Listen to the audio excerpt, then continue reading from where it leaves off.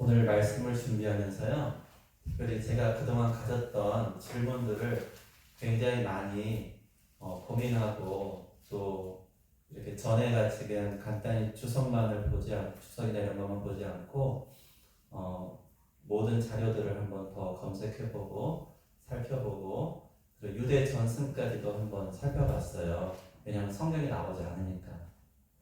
항상 고민이 됐던 게 뭐냐면, 어떻게 이새가 막내 아들을 들로 보냈을까? 이게 진짜 쉬운 일이 아니잖아요. 우리가 알기 야곱 같은 경우는 거의 막내인 측에 속하잖아요.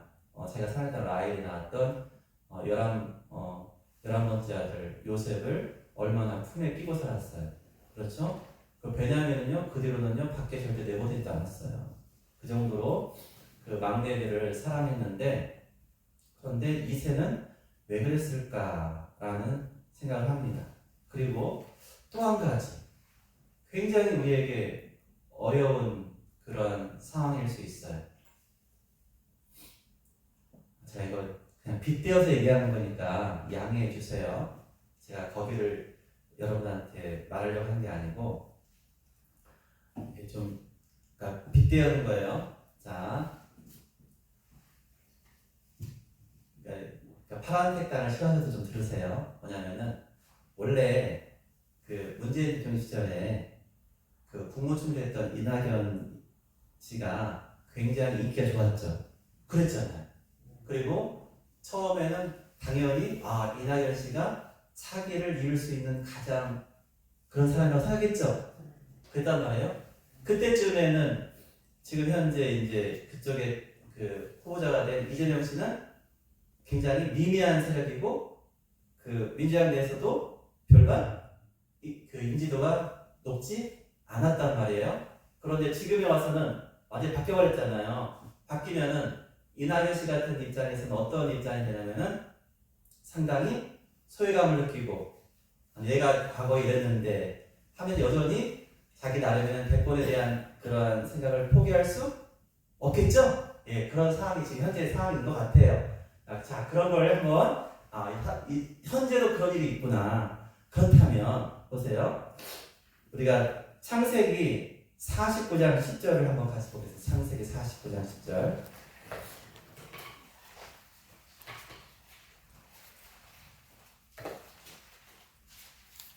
창세기 49장 10절에 보면요, 이게, 야곱이 마지막으로 그가 죽기 직전에 그의 아들들을 축복하면서 그 축복 가운데 예언을 담은 내용이거든요. 자, 49장 10절을 보면은, 규가 유다를 떠나지 아니하며 통치자의 지팡이가 그 발 사이에서 떠나지 아니하기를 실로가 오시기까지 이르리니 그에게 모든 백성이 복종하리로다. 그래서 여기서 규라는 건 뭐예요? 왕권이에요. 왕권. 통치권입니다. 그래서 통치자의 지팡이가 바로 규예요. 그러니까 유다 지파가 왕권과 하나님의 율법을 집행하는 그러한 통치하는 지파. 그러니까 유다 지파가 이스라엘 지파 가운데 가장 하나님 편에 서서 하나님을 배려하는 그러한 통치 행위를 할 거다라는 그러한 모습을 이 말씀을 통해서 예언했다라고 누구나 인정합니다. 여기에는 다른 의견이 없어요. 그리고 여기에서 실로라는 말이 있잖아요. 실로가 오시기까지. 그럼 실로는 뭐예요? 예수님, 메시아를, 평화의 왕 메시아를 상징한다는 것이 가장 대표적이에요. 그러니까 메시아가 오시기 전까지 결국 이 땅은 누가 다스리는 거예요? 12지파 가운데도 유다 지파가 가장 주되게 왕으로서, 통치자로서 다스려야 되는데, 자 보세요. 다윗이 태어났을 그 당시에 이스라엘 왕은 누구예요? 누구예요? 사울이에요. 사울. 사울은 어떤 지파예요? 사울은 베냐민 지파예요. 베냐민 지파. 그러니까 사울이 왕이 된 것은 야곱의 창세기 49장 10절에 나온 이 예언의 축복의 말씀과는 맞지 않는, 뭔가 다른 모습으로 그들 가운데 지금 드러난 거예요. 유다 지파는요, 정말로 이 말씀 안에서 그들은 기대했던 거예요. 그와 같이 하나님께서 자기 지파를 그렇게 사용하실 거라는 기대가 있었어요. 그러면 보세요. 사사기라는 굉장히 혼란스러운 시기를 지나고 왕이 세워질 때 사무엘이 사람들 소집해서 왕을 뽑을 때 제비 뽑았잖아요. 제비 뽑아서 결국 사울이 뽑히잖아요. 그 과정에서 가장 열렬하게 뽑히기를 바랬던 사람이 누굴까요? 유다 지파예요. 유다 지파. 그러면 사울과 동시대 인물로서 유다 지파의 계보를 따라가지고 내가 왕이 될 수도 있겠다라는 기대감을 가진 사람이 누구일까요? 여러분 한번 맞춰보세요. 누굴까요? 아니 예언에 따라서요. 그리고 그 당시 유다 지파의 그 나이에 계보에 따라가지고 사울과 동시대이면서 똑같이 리더가 될 수 있는 사람이 누구겠어요? 이새예요. 이새. 이새가 사울과 동시대 사람이고 나이가 같아요. 거의 비슷한 사람이에요.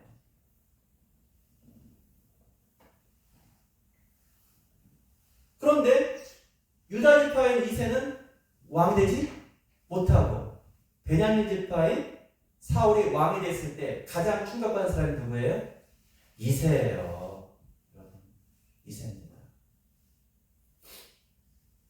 이새예요.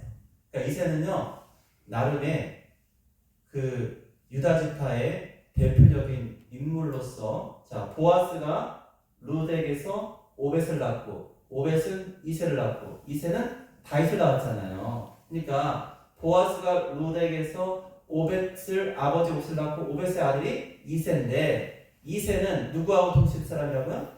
사울 왕하고 같은 나이 또래예요. 보세요.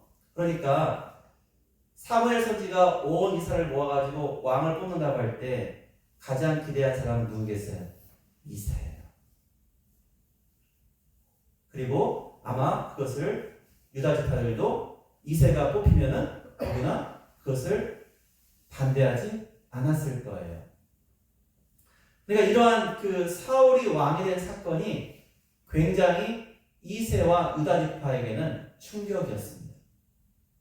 충격이에요. 아니 분명히 자기 조상 야곱이 이와 같이 예언을 했는데 어떻게 베냐민 지파의 기스야를 사울이 되느냐. 더군다나 보세요. 사사기 말기에, 사사기 제일 마지막에 어떠한 사건이 벌어져요? 이 베냐민 지파가 레이 사람의 첩을 강간하고, 그러한 사건에서 그 육신이 이렇게 잘라져가지고 모든 지파에 보내지고, 그래서 베냐민 지파와 모든 지파가 함께 싸워가지고 베냐민 지파가 거의 완전히 망하다시피 이렇게, 그래서 베냐민 지파가 작게 된 거예요. 완전히 축소된 거예요. 그러한 일이 벌어졌으니까 베냐민 지파는 그 당시의 사회적 인식에서 이 베냐민 지파는 절대로 왕이 나와서는 안 되는 지파인 거예요. 바로 직전에 사사기 말기에 어떤 일이 벌어져요? 그와 같은 음란과 말할 수 없는 하나님께 범죄한 지파가 어느 지파라고요? 베냐민 지파였거든요. 그런데 그 베냐민 지파에 사울을 왕으로 세워지는 이러한 모습에 유다 지파와 이새는 굉장히 힘든 충격에 쌓였다는 거예요. 자, 그 다음에 유대 전승에 나오는 걸 찾아봤어요. 봤더니 유대 전승에 이렇게 말합니다. 그러니까 이새가 굉장히 고민한 거예요. 왜 내가 왕이 되어야 되는데? 아니면 내가 아니라 적어도 우리 집합 가운데 누가 왕이 되어야 되는데 왕이 안 됐잖아요. 이것에 대한 고민하면서 혹시 내가 보아스의 처가 룻인데, 룻이 모압 여인이죠?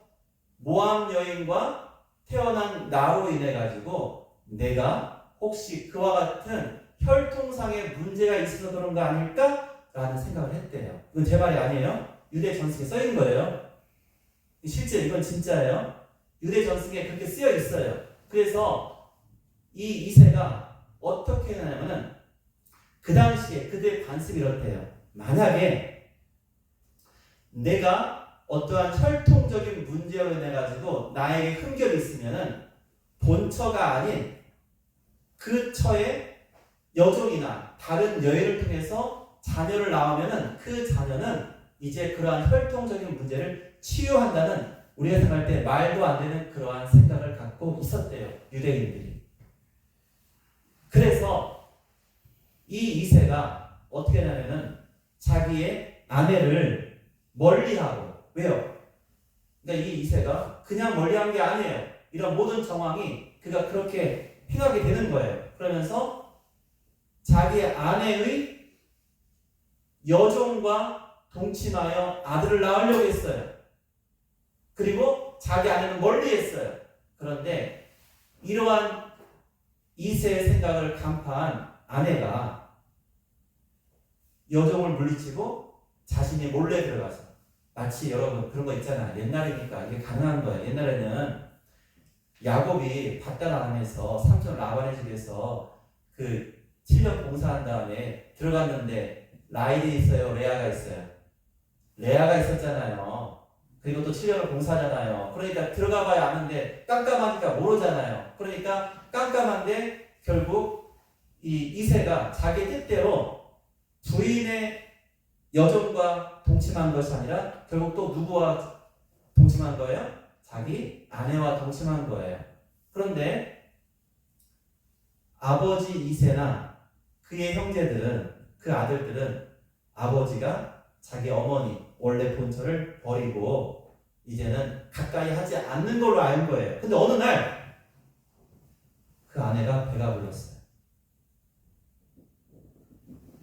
그리고 아이를 낳았어요. 그 아이가 누구예요? 그 아이가 다윗이. 그러니까 그 처음에 이 사실을 이세와 그의 형제들이 받아들이지 않았다는 거예요. 그러니까 다윗은 어떠한 아들인 거예요? 불결한 아들이에요. 불결한. 어머니가 낳았으니까 집안에 들이긴 했지만, 그러나 이 아이는 아버지에 의해서 낳은 자식이 아니라 잘못된, 아마도 어머니가 버림받아가지고 다른 남자에 의해서 어떻게든 이러한 관계로 잘못 태어난 아이라고 그렇게 여겼다는 것이 유대 전승. 처음 들어보시죠? 저도 처음 들어요. 제가 찾아봤어요. 유대 전승은 그래가지고, 그래서 우리가 정말 이해할 수 없는 그러한 내용이 성경에 나오는 거예요. 그게 뭐예요? 8째 아들인 이 어린 다윗이 집안에서 놀지 못하고 들로 양치기 목동이 된 거예요. 여러분, 이것이 이해할 수 없는 상황인데, 그러면 이게 맞아 떨어져요. 아, 그렇구나. 이와 같은 출생상의 오해와 또한 이렇게 숨겨진 것이 있어가지고 아버지 이세와 형제들이 이 막내둥이 다윗을 받아들이지 못하는 상황에서 그를 목동으로 내몰았고요. 그리고 이 다윗이 말한 것은 고지도대로 듣지 않는, 믿지 못하는 그러한 상황이 되었다는 것. 이게 누구 말이에요? 유대 전승에 그렇게 쓰여 있어요. 그렇습니다. 성경에는 나오지 않죠. 그런데 그걸 들으면은, 아, 그래서 다윗이 이와 같이 목동으로 그렇게 그가 생활하게 되었다는 것을 우리가 어느 정도, 이러한 상황이라면 좀 우리가 이해는 안 되죠. 어떻게 그렇게 하면 혈통이 치유됩니까? 그러니까 그들 나름대로 말도 안 되는 그러한 생각을 한 거죠. 그리고 여러분 보세요.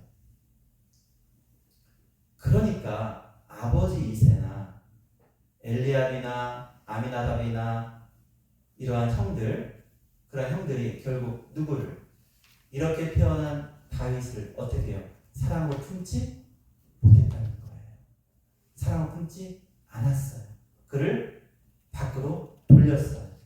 그리고 사무엘 선지가 아들들을 다 모으라고 할 때도 아들 취급하지 않은 거죠. 그렇죠. 그러니까 안 부르는 거예요. 아들이라고 인정하지 않은 거예요, 그들은.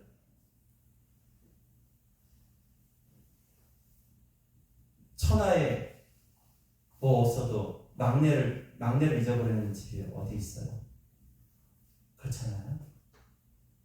중간에 누가 빠지면 모를까. 막내가 눈에서 빠져가지고 눈 밖에 나가지고 그렇게 하는 집이 이게 쉽게 이해되지 않는 것 아닙니까?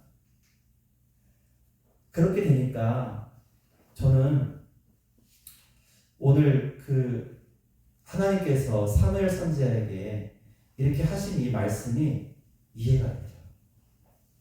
뭐가 이해되냐면은 하나님께서 지금 뭘 말합니까?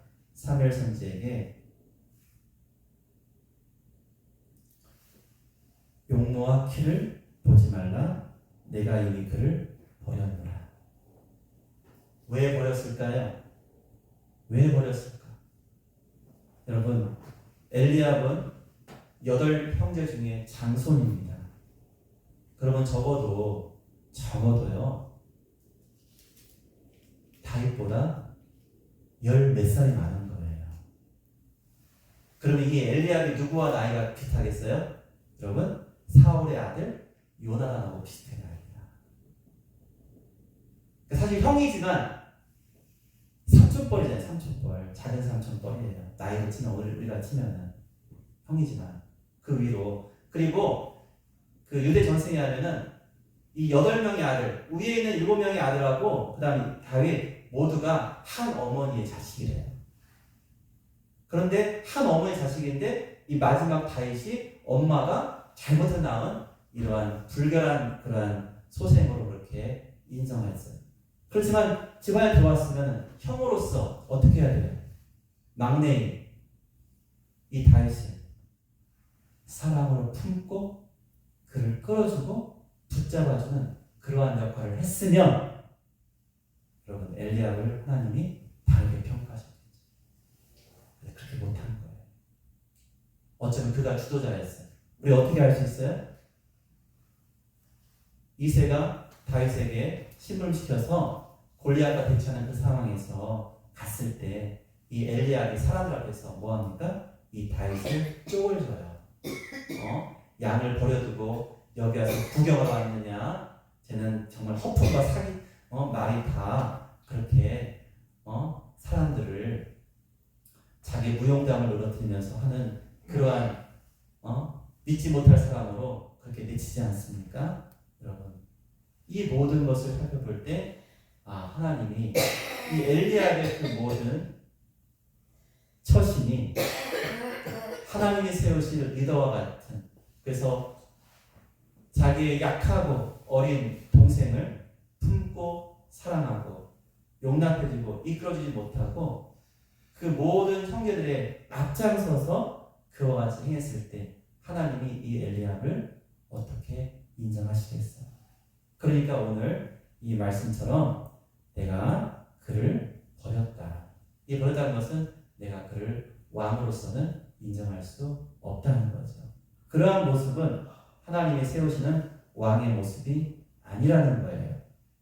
그렇습니다. 그래서 우리가 아는 대로 이 다윗은요 굉장히 어려운 그리고 불우한 어린 시절을 보내게 됩니다.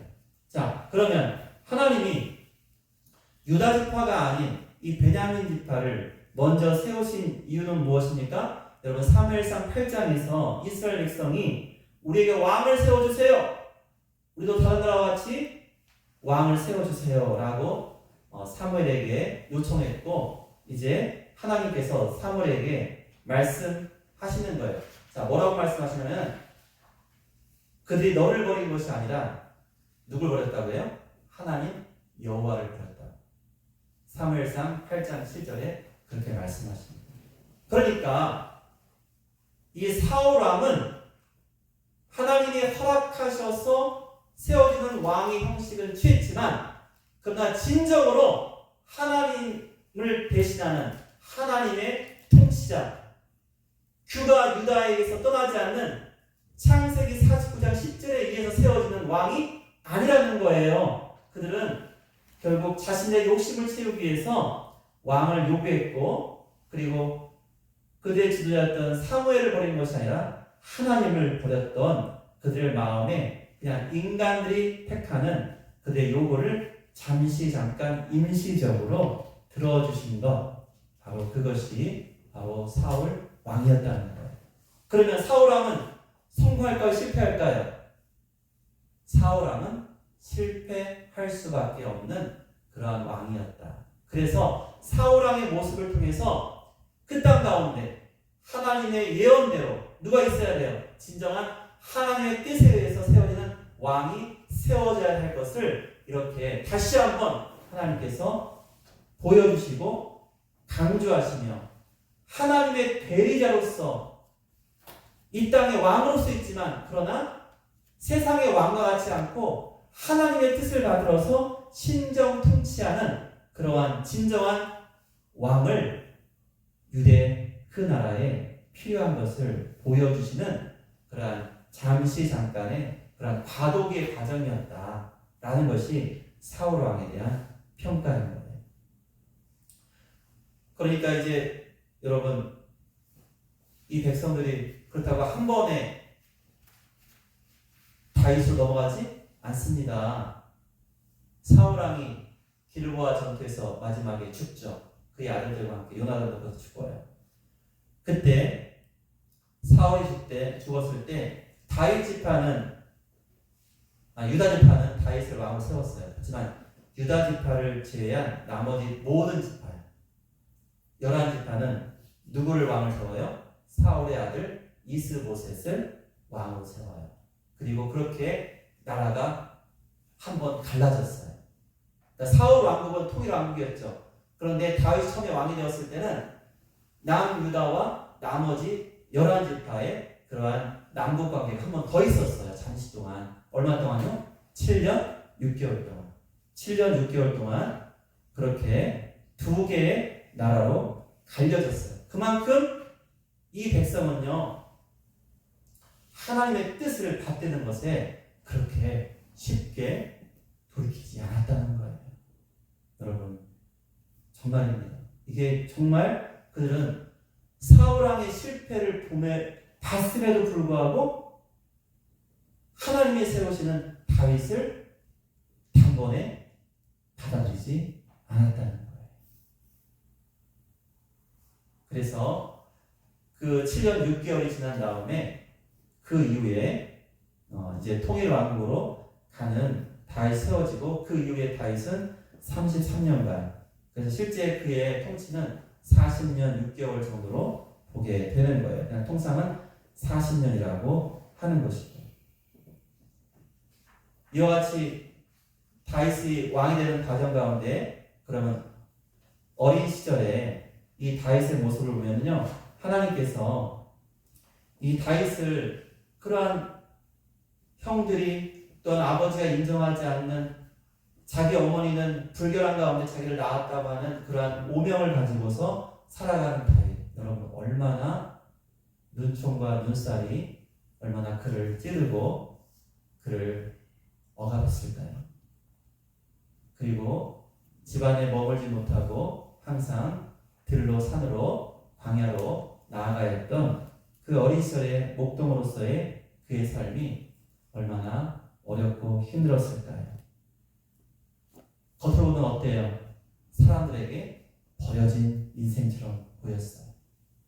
그런데 그렇게 힘들고 어려운 처지에 있었지만 그러나 그 중심이 하나님께 향했던 이 다윗을 하나님은 기억하고 계셨고, 그리고 하나님은 그를 부르셨어요. 그게 바로 우리가 읽었던 사무엘상 16장의 장면이에요.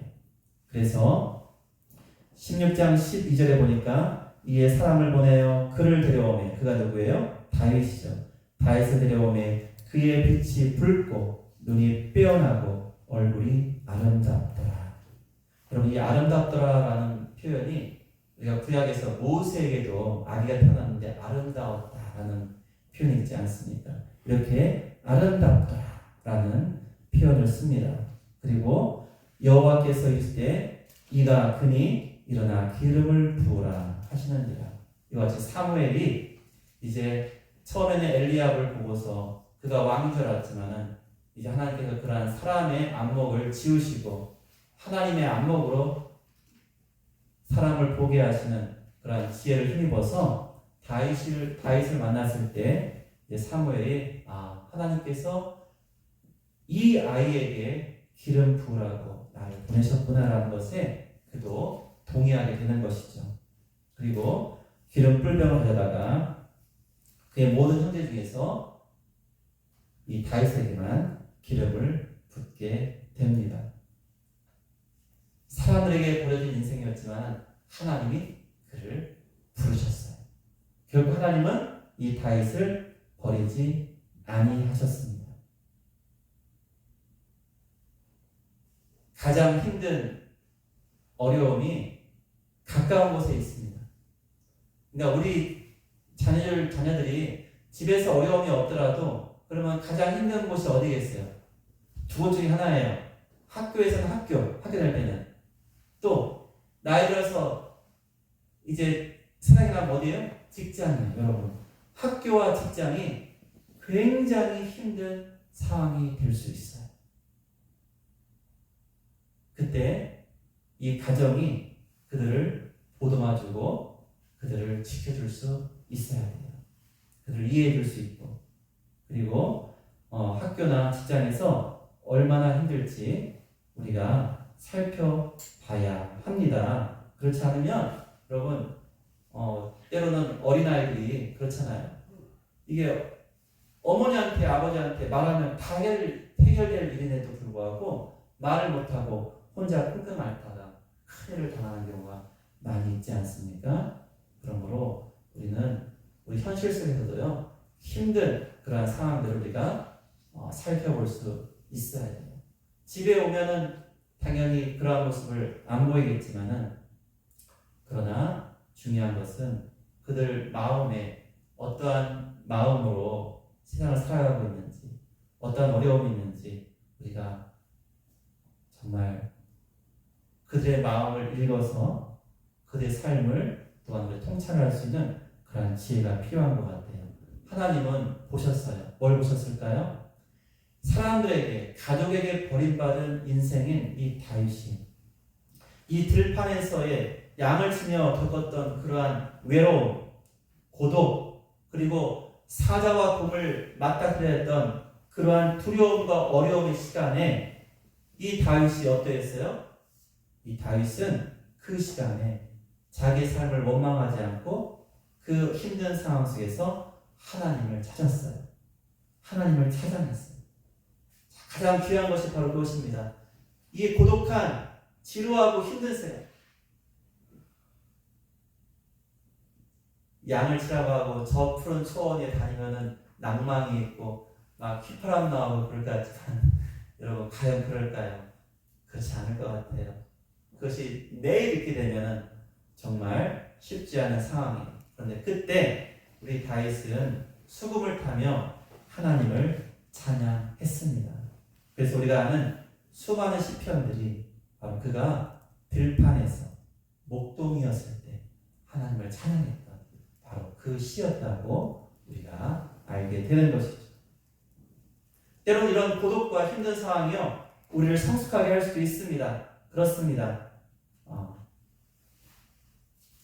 그렇지만 이 인간 세상에서의 자기 가족과 가까이 있는 자들이 자기를 인정하지 않으면요 너무나 힘든 거예요. 혹시 이제 점점 젊은 날에 친구들도 없어지고 또 자녀들도 흩어지고 하면 외로움을 느끼세요? 느낄 수도 있어요. 그러면 찬양하세요. 다윗을 본받아야 됩니다. 그럼 지금이 어떠면은 새로운 광야 시간이 되는 거예요. 어린 시절에 다윗에 빗대어서 이제 어쩌면은 우리가 나이 들면 다시 한번 우리가 고독한 그러한 처지에 나갈 수 있기 때문이에요. 여러분, 그러므로 이렇게 말합니다.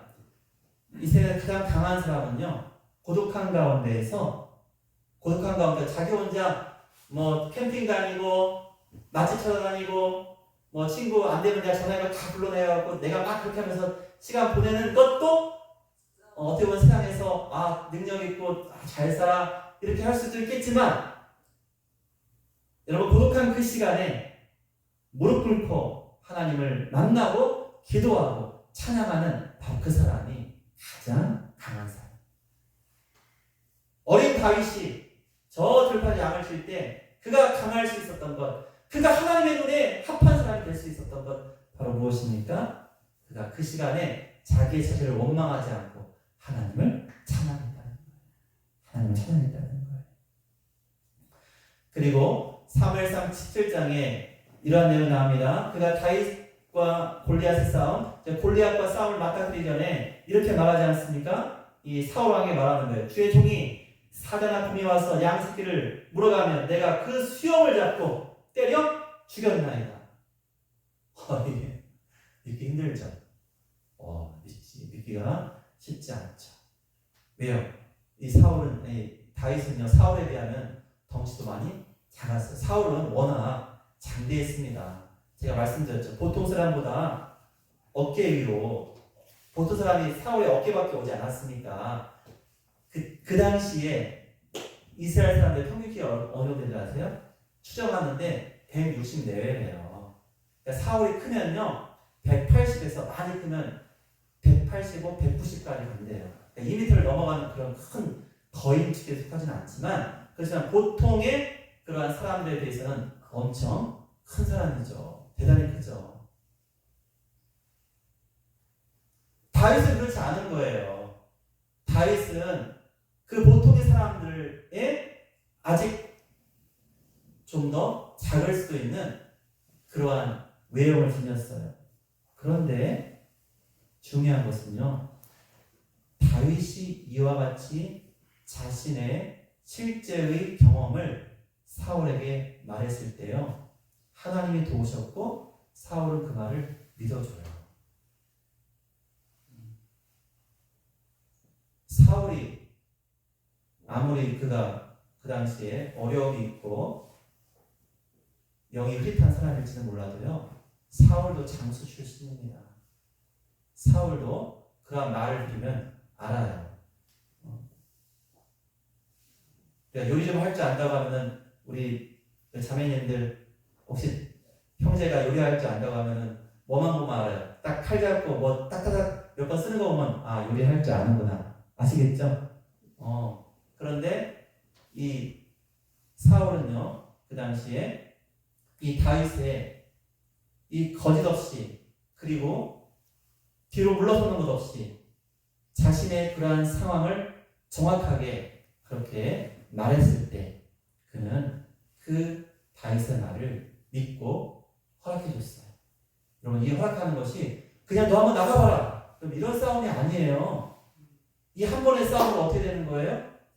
이 싸움에서 싸움의 승부가 나면요, 그 승부를 끝나는 게 아니라 그 승부가 뭘 결정하는 거였어요? 한 나라가 한 나라의 종이 되는 거예요. 그러니까 이 사울왕이 다윗을 그냥 내보낸 거 아닙니다. 이 사울왕에게 다윗은요, 확실한 신념을 심어줘야 되는 거예요.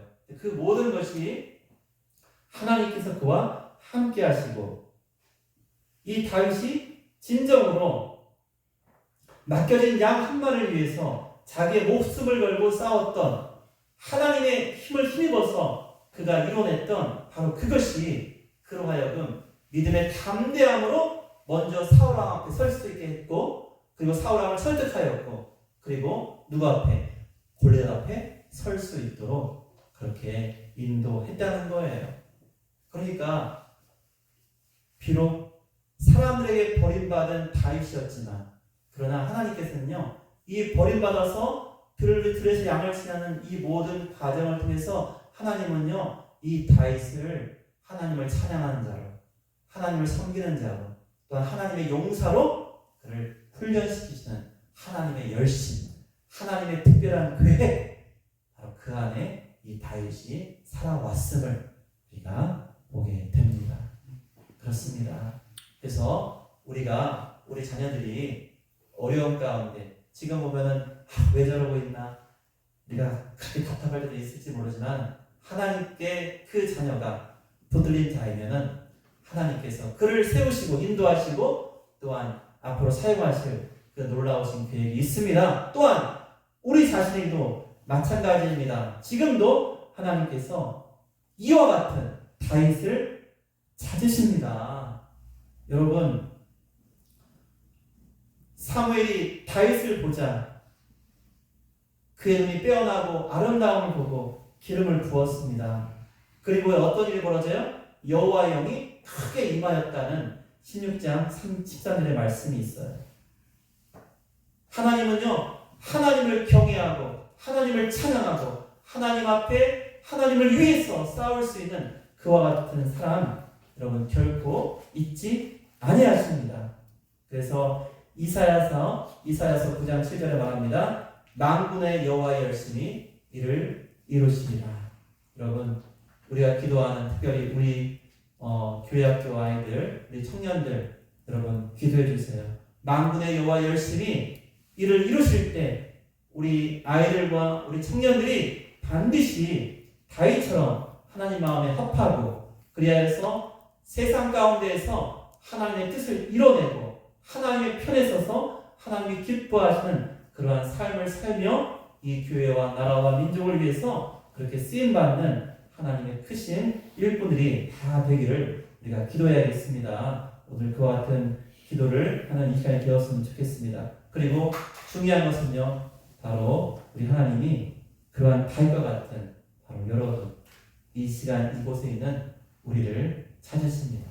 여러분, 다윗처럼 나의 지금 현재 상황이 어렵고 힘들지라도 그것에 우리가 낭망하고 불평하고 좌절하는 것이 아니라 하나님이 나를 붙드시니 내가 설 수 있고 또한 달려갈 수 있는 그러한 하나님의 사랑임을 우리가 믿고 나아가야 한다는 거예요. 지금 고독하고 외롭고 또는 맹수와 같은 또는 골리앗 같은 그러한 사람과 맞닥뜨려 있으니까 그러한 문제가 있으니까 그런데 그곳에 우리 주님이 함께 하시면 여러분은 버려진 인생이 아니라 하나님이 함께 하신 인생이기 때문에 바로 그 시간을 통해서 하나님께서 또한 영광을 나타내실 것입니다. 여전히 하나님께서는요 다윗과 같은 인생을 찾으십니다. 그래서 우리가 그러한 우리 후손들을 위해서 또한 기도할 뿐만 아니라 나 자신 또한 다윗처럼 우리 하나님께 충성하는 일꾼 되기를 우리가 함께 기도하며 그렇게 나아가는 우리 모두가 되시기를 예수님의 이름으로 축원드립니다. 아멘.